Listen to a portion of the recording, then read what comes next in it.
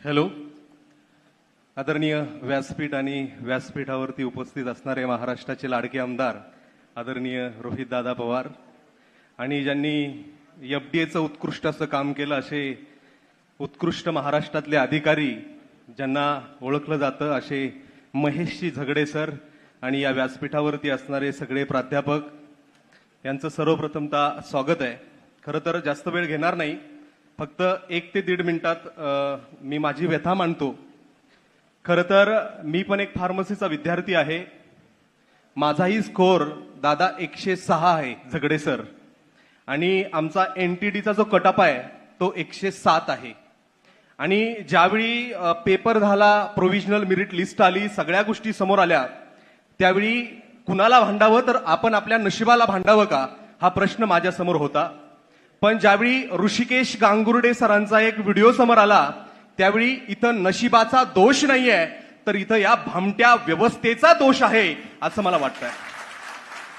खरं तर आदरणीय रोहित दादा, आम्ही सर्वसामान्य शेतकरी कुटुंबातून येतो. खरं तर अनेक सणवार येतात, दिवाळी येते, दसरा येते, अशा वेळी आमची आई स्वतःला साडी घेत नाही, आमचा बाप स्वतःला शर्टही घेत नाही. मात्र पुण्यासारख्या ठिकाणी स्वतःच्या पोराचं अधिकाऱ्याचं स्वप्न साकार करण्यासाठी हजार 12,000 रुपये व्याजाने काढून पाठवतात. अशाच एका शेतकरी कुटुंबातून मी पण येतो.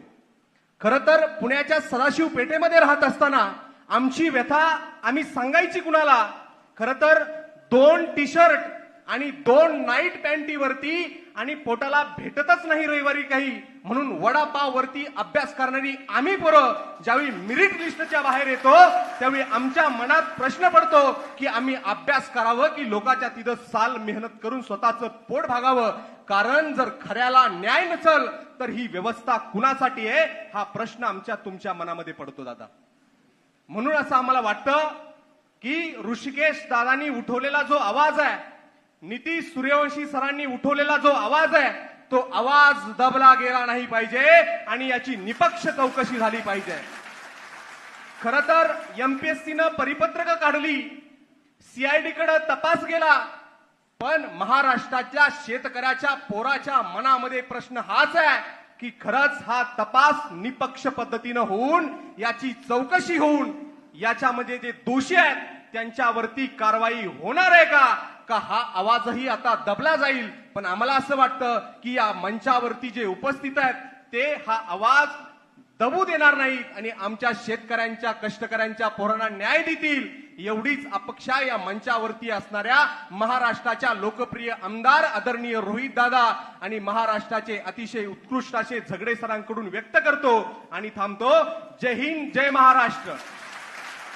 मी एकदा घोषणा देतो, तुम्ही जय म्हणा.